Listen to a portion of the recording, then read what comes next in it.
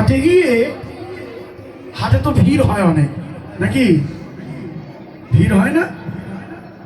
হাট যখন লেগে যায় অনেক লোক হাজির হয়।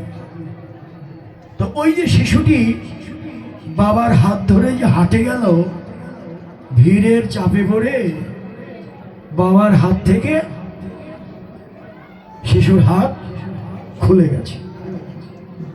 শিশুটি বাবাকে হারিয়ে বাবা বাবা বলে ডাকছে। হাটের মধ্যে শিশুর কান্না দেখে সবাই তো আর অন্যের দুঃখে তার প্রাণ কাঁদে না। তবে এমনও একজন আছেন যিনি গুরুরূপে এগিয়ে যান, কোনো দুঃখে সে এগিয়ে যায়, সেই তো সবচেয়ে শ্রেষ্ঠ মানুষ। অন্যের দুঃখে যে এগিয়ে যায়। আমরা তো লুকিয়ে থাকতে পারলেই বাঁচি, সামনে যেতে চাই না। কিন্তু অনেকে না, যাই তো দেখি কেন কাঁদছে। গেলেন একজন ভক্তপ্রাণ, গেলেন শিশুকে বললেন, কাঁদছো কেন, কাঁদছো কেন? শিশু বললেন, হাটে এসেছিলাম বাবার হাত ধরে, কিন্তু ভিড়ের চাপে পড়ে আমি বাবাকে হারিয়ে ফেলেছি। বাবাকে বাবার জন্যই কাঁদছি, হারিয়েই কাঁদছি। ভক্তপ্রাণ লোকটি তখন বললেন, এভাবে কাঁদলে তুমি তোমার বাবাকে পাবে না। শিশু তখন বললেন, তাহলে আপনি বলে দিন কেমন করে আমি আমার বাবাকে পাবো। তখন ভক্তপ্রাণ লোকটি জানিয়ে দিলেন, ওরে শিশু, তুমি এমন একটি জায়গায় গিয়ে দাঁড়াও, যে জায়গাটি হবে চৌরাস্তার মোড়। মোড়ে গিয়ে দাঁড়াও, কানটা পেতে দাও। তুমি তো তোমার বাবার জন্য কাঁদছো, ওদিকে তোমার বাবা তোমাকে পাবার জন্য আরো বেশি করে কাঁদছে। তুমি শুধু সঠিক জায়গায় দাঁড়াও, কানটা পেতে দাও, তোমার বাবার ডাকও শুনবে, তার দেখাও পাবে। ছোট্ট একটি শিশুকে দিয়ে গোটা বিশ্ববাসীকে যেন জানিয়ে দিল,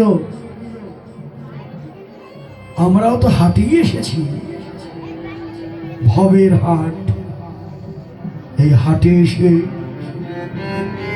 সংসারের কোলাহলের চাপে পড়ে হারিয়ে ফেলেছি আমাদের পরম পিতা ভগবানকে।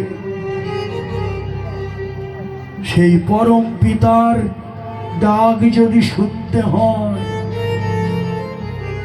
আমাদেরও সঠিক জায়গায় বসতে হবে।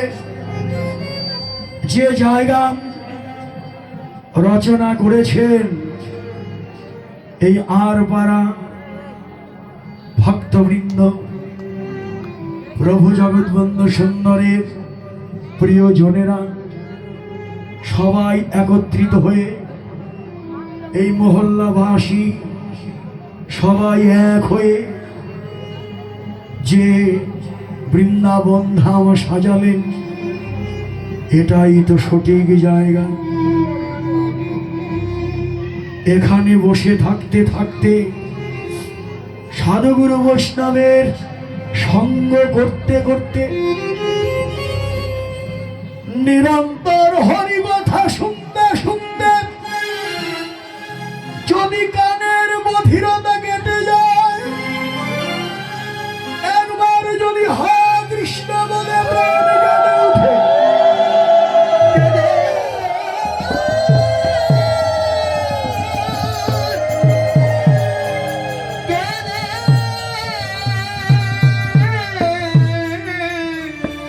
উঠে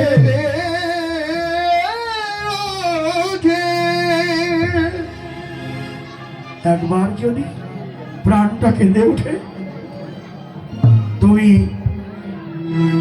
ভগবানকে তার ভগবানের ডাকও শুনতে পাবে। এজন্য এখানে আসা, কানের বধিরতা কাটাতে হবে। নিরন্তর হরি কথা, কৃষ্ণ কথা শুনতে শুনতে,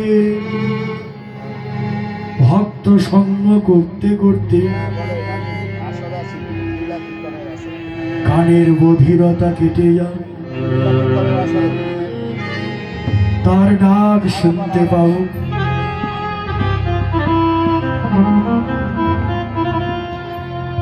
তাই তো ডাকিতে লাগিল